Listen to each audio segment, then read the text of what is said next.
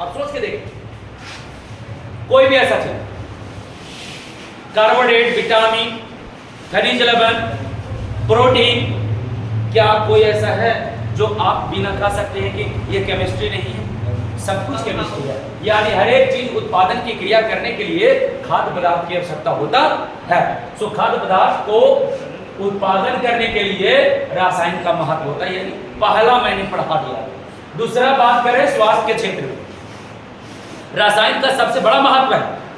रासायन का सबसे बड़ा महत्व स्वास्थ्य के क्षेत्र में। आप सोचिए, आप में से किन्हीं का तबियत खराब हो गया, उस तबियत को ठीक करने के लिए रासायन के बनाई हुई वस्तु यानी दवा का प्रयोग करते हो। जैसे में सर्दी हो गया तो सिट्रिजिन, फीवर लग गया पैरासीटामोल, निमोसलाइड, कामाफ्लॉक्सासिन, टेरामाइसिन, इरिथ्रोमाइसिन, इसके अलावा सल्फा ड्रग्स, ये सब लिखाया हुआ है कि नहीं?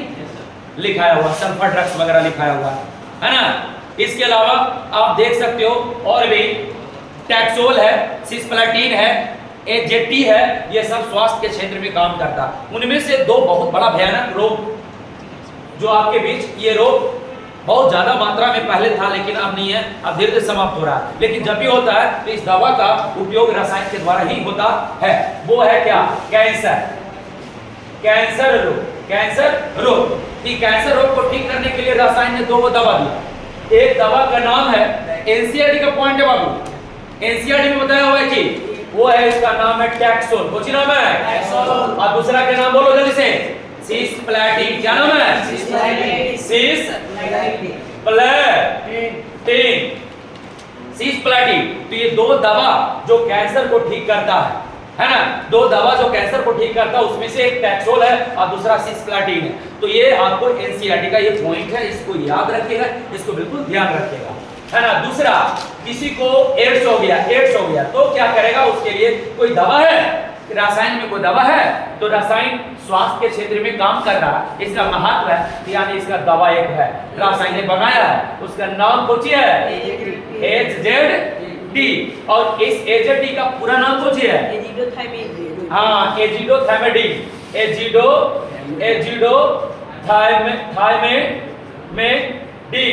थाइमेडिन, एजिडोथाइमेडिन नाम है। कुछ नाम है एजिडोथाइमेडिन, इसका नाम है, जो एड्स को ठीक करता है। देखिए ऑब्जेक्टिव प्रश्न में ये डाल देगा, पहला डालेगा, है ना, कि निम्न में से कैंसर को उपचार करने वाला रासायनिक दवा कौन?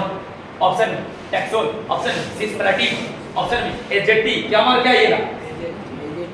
डी मारिएगा, क्योंकि डी में रहेगा ए और बी बोथ, ए और बी बोथ। कैंसर के लिए ना, एड्स के लिए बोले थे कि कैंसर के लिए बोले? एड्स के लिए तो एजेटी पर मारिएगा, कैंसर के लिए बोले तो टैक्सोल और सिस्प्लाटिन पर मारिएगा। तो ये बात पढ़ा दिया गया है, यहां तक के कंप्लीट कर दिए थे। और सफाई के क्षेत्र में बात कर रहे थे, तो आपको याद होना चाहिए कि सफाई के क्षेत्र में आप सोच के देखिए, कोई ऐसा वस्तु जो रासायन के द्वारा नहीं बनाया है।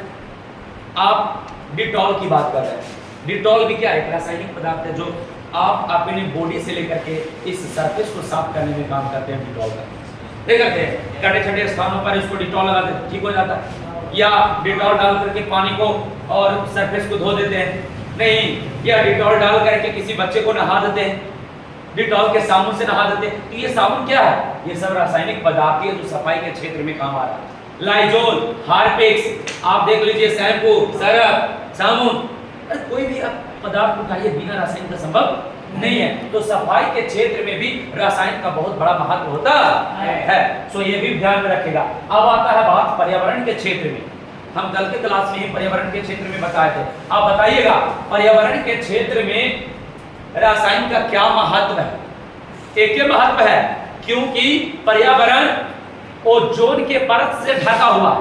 किसके परत से? ओजोन है क्या? O3। क्या है? ऑक्सीजन के 3 गो परत है, और वो ऑक्सीजन कहां से मिल रहा है? पेड़ पौधा से।